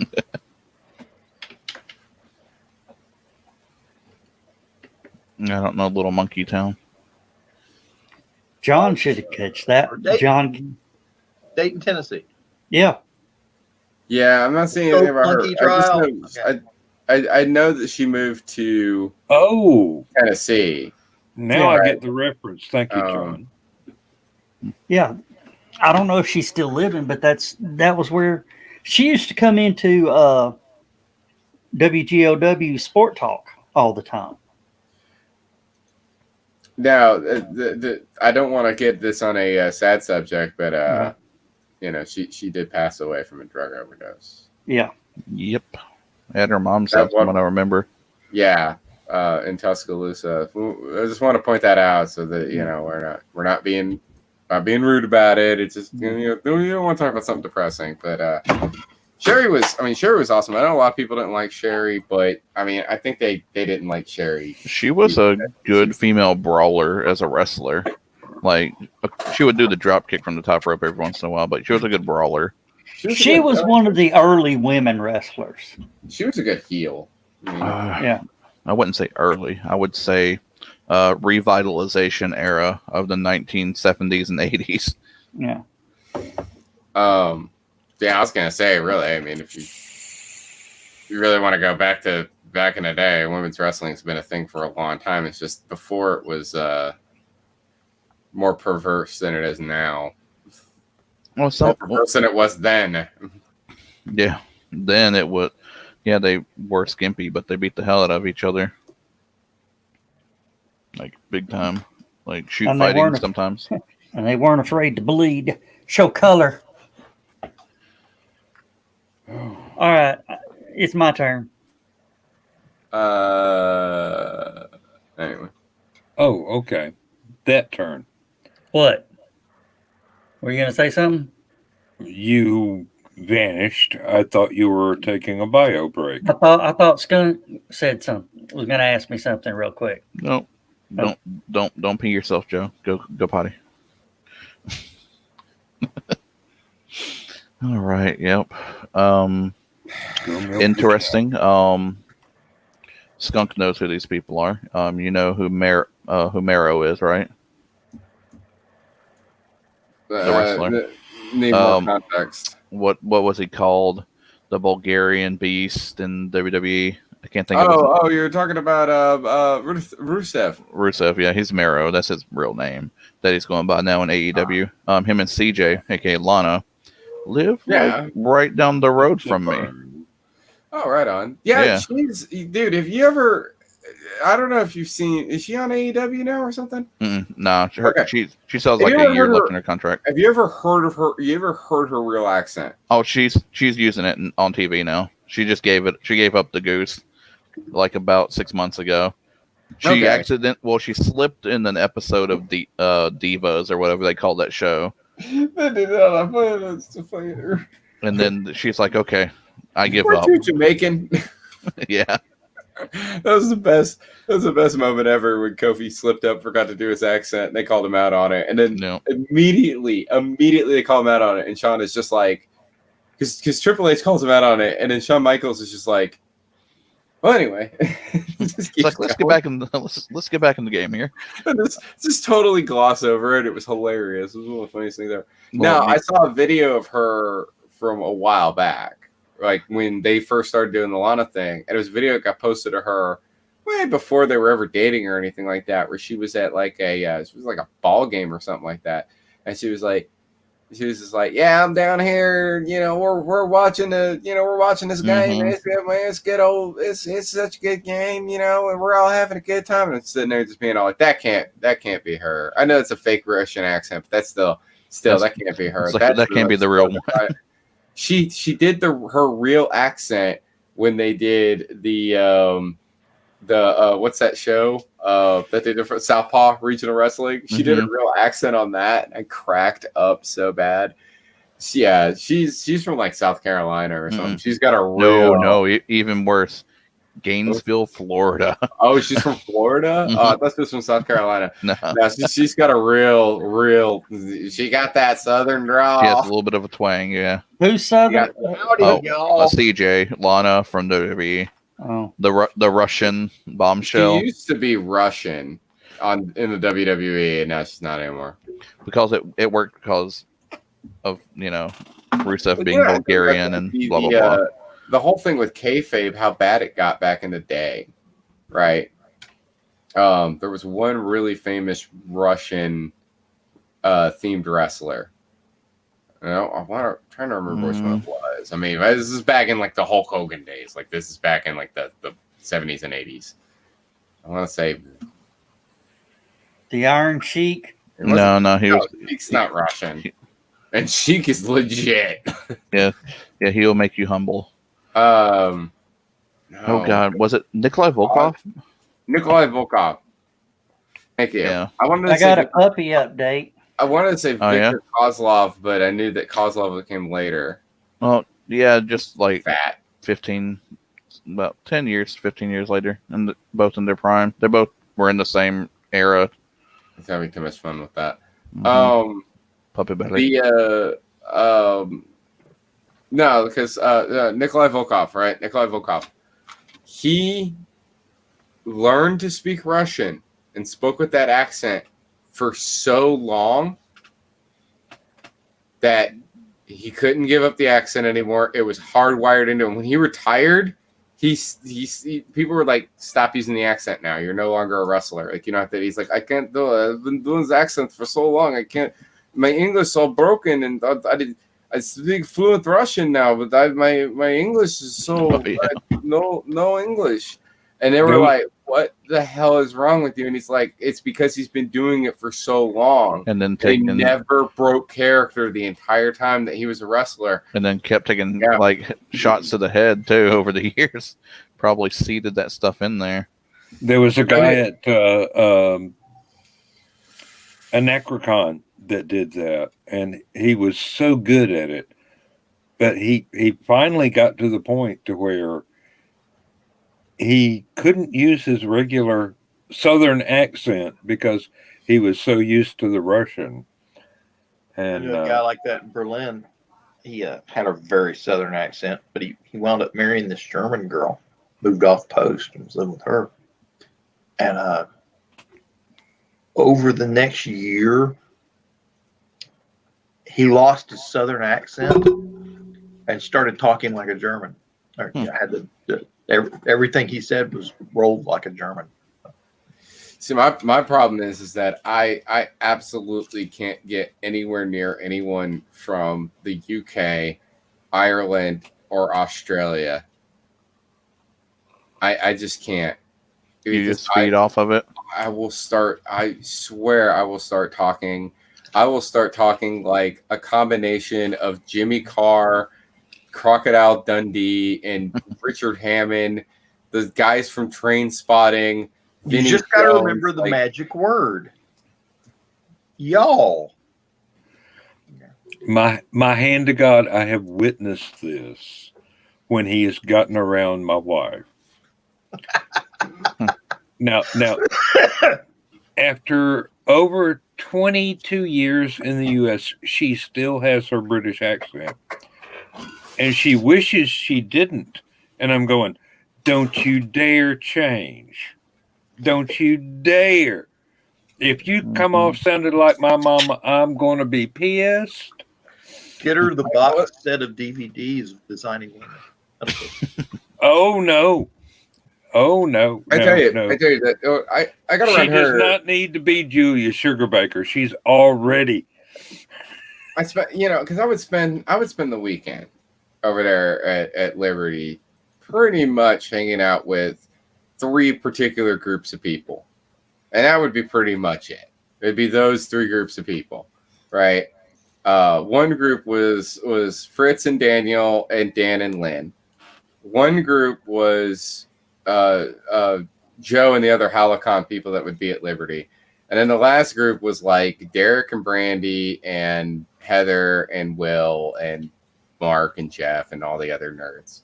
We'd all be, those would be the 3 groups I'd pretty much hang out with. And whenever I got hanging out with Dan and Lynn, I would just come out. It happened every time. It was really funny about it was just that, like, I would, because even though I know that they're different, I always call it the Queen's accent because I get them all mixed up in my head because there's so many characters I love. The accents are very similar to each other. I don't really know the difference between like a Liverpool accent and a Wales accent and all this other. People that are actually from the UK, like Lynn, they know the difference. Do you remember Who's that guy that used to come around? Joe, you remember this? Who's that guy that used to come around to conventions was really into steampunk? Marcus. Marcus and his old lady. They were both Australian. No, I think Marcus is British, Marcus from the and UK. she was Australian. And they picked up on that. And they were laughing. They were cracking up. It's like, you've mixed like seriously. She pulled me aside at one point when I was doing we were doing the Shaun of the Dead thing. We were doing the room party at Halicon. She pulled me aside. She's like, "You're doing like 9 different accents." And I'm like, I don't mean to. They just all get mixed up in my head. So I call it the Queen's accent. But I was sitting there talking with her one day, and I just out of nowhere, I've never used. I mean, I have, but it's always been in context. The word wanker. I was sitting there talking with her one day, and I was like, he's just a wanker. And I said it just like an Australian person. Well, he's a bloody yanker. He's total yanker. He's just total wanker, mate. He's absolute wanker. And she started slapping the shit out of me, and I was like, "What the fuck?" Like, you don't say that word. That may actually be that word. one of the best forms of profanity ever invented. And the real problem is that lately I've been driving, I've needed something to listen to. I'm getting sick and tired of honestly, as much music as I have. I always end up listening to like the same like 7 or 8 songs, and I'm getting really sick of it because I get stuck and fixate on songs for a while. So I need something new to listen to, and so I have like podcasts, and I have like podcasts, and I have like other things that I try to listen to, but I just get bored of it, and I want to find something new all the time. My latest thing is, and this started because I was listening to there's this Netflix is a joke YouTube channel that's just like clips from different comedy shows. And for some reason, YouTube, as it was going through these clips, just decided to focus on Jimmy Carr. And it was just Jimmy Carr. And then it got stuck at one point because it went from Netflix as a joke to Jimmy Carr's YouTube channel, where it was just clips from his comedy specials. It was like compilation clips of like all the different times he like went at with the audience or like got heckled or all this other stuff. And then that eventually led to 8 out of 10 Cats Does Countdown, which is an amazing show, by the way. I love Countdown anyway. And I like 8 out of 10 Cats. And I knew they'd done it together, but I never actually watched the show a whole lot before. And I started watching that. And the problem is that hearing that many British people, and Jimmy Carr being one of them, who I love, just ruined me while I was driving down the road.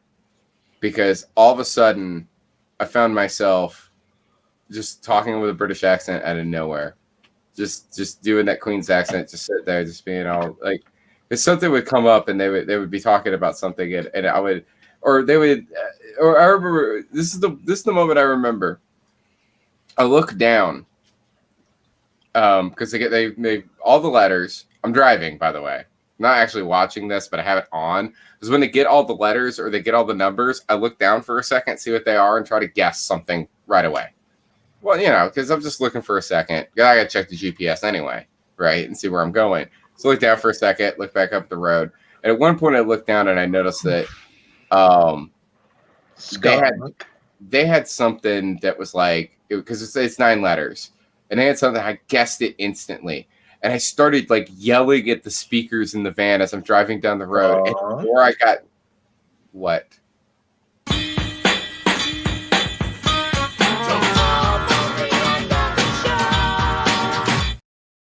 Okay, so as I'm sitting there driving, I'm getting more and more upset about the fact that because it was one of the final rounds. So they get the 9 letters and it's whatever word it is, and I got it instantly. I don't remember what the word was, but I just kept like I know one of the ones I saw recently was Dragonfly, and they figured that one out. But it was driving me nuts that they couldn't get it. So as I was driving down the road, I was like, Dragonfly, it's Dragonfly.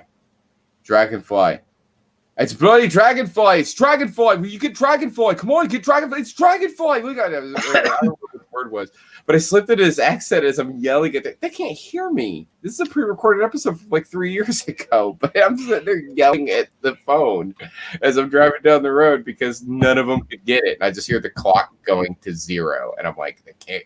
and I was like just yelling in this accent, and I can't help it. It's just I get around that, and it screws me up. Hey, Skunk, do you watch the Graham Norton show on BBC America? Oh, it's excellent. I have seen Graham Norton. Okay. I don't watch it like regularly, but I've seen Graham Norton.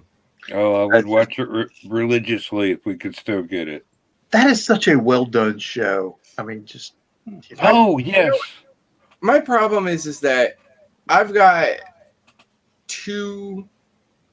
Okay, so it's down to one show now on BBC that I could actually give more or less a crap about, and I don't even care now. which one is it? Just out of curiosity. Doctor Who.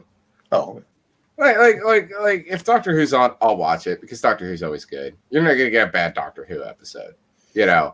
But unlike like when it was David Tennant, I wanted to see every episode. I gave Matt Smith a chance. I didn't like him. I gave Capaldi a chance, and I was like, eh. Eccleston, I'm like, eh.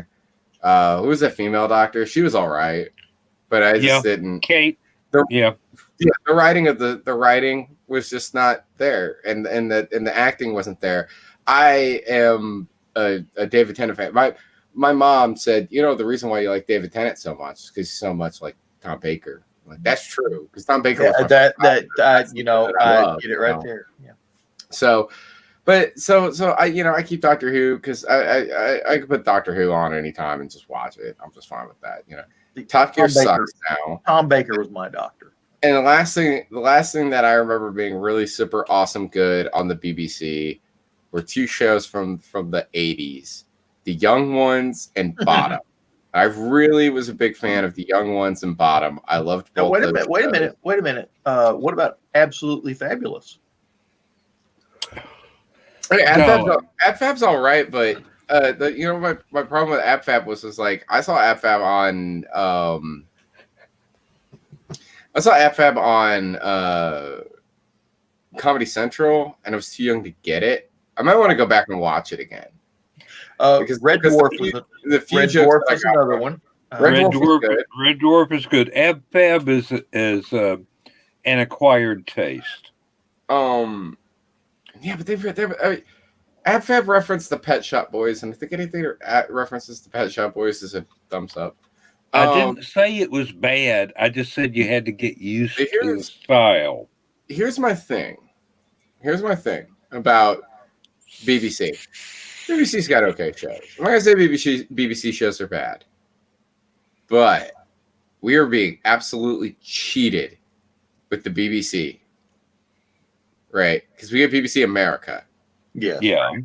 We're getting absolutely cheated. It's like American Guinness. They're not going to give us. They're not going to because they're just going to give it because all we're getting from the UK is BBC.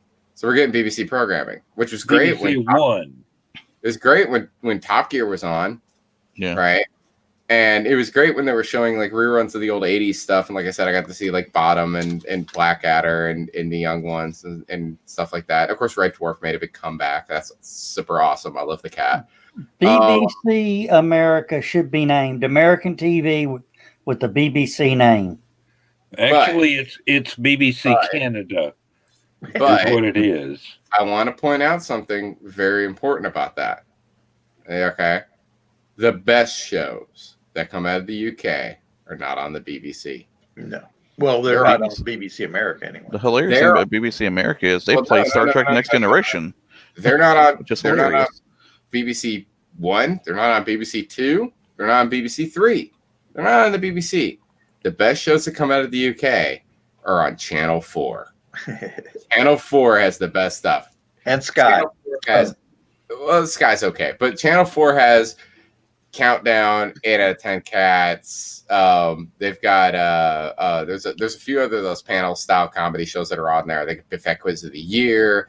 My mom is a big Acorn TV fan. They did. They were the ones that came up with, Channel 4 had Whose Line Is It Anyway? They were the ones that created Whose Line Is It Anyway? It's like one of my favorite shows of all time. I used to watch that all the time. And that's the thing is like when you look at like you have Drew Carey Whose Line, right? And then you have Clive Anderson Whose Line, and they're both great. They both have their moments and reasons for existing.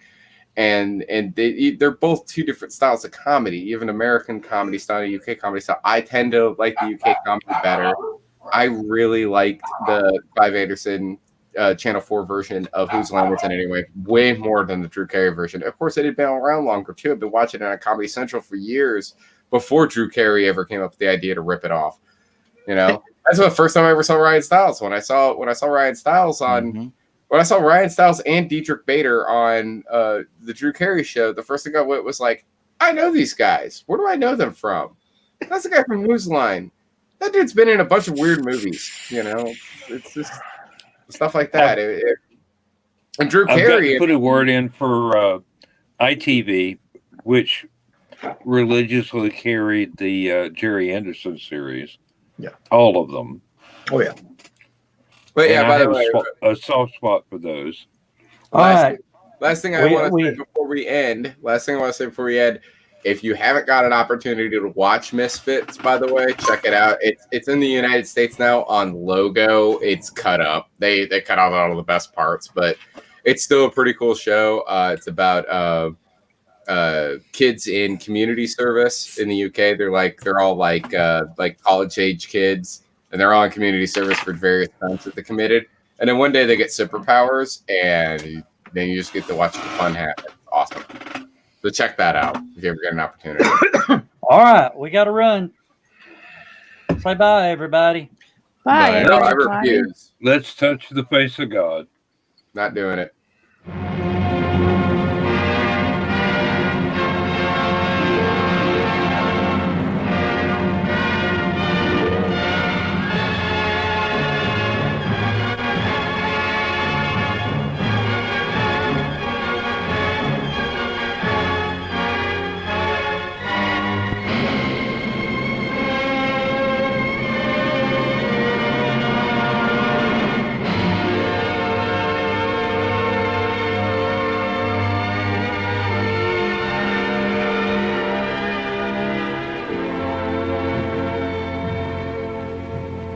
I have slipped the surly bonds of earth and danced the skies on laughter-silvered wings. Sunward I've climbed and joined the tumbling mirth of sun-split clouds and done 100 things you have not dreamed of. Wheeled and soared and swung high in the sunlit silence. Hovering there, I've chased the shouting wind along and flung my eager craft through footless halls of air. Up, up the long, delirious, burning blue, I've topped the windswept heights with easy grace, when never lark nor even eagle flew. And while with silent, lifting mind, I've trod the high, untrespassed sanctity of space, put out my hand, and touched the face of God.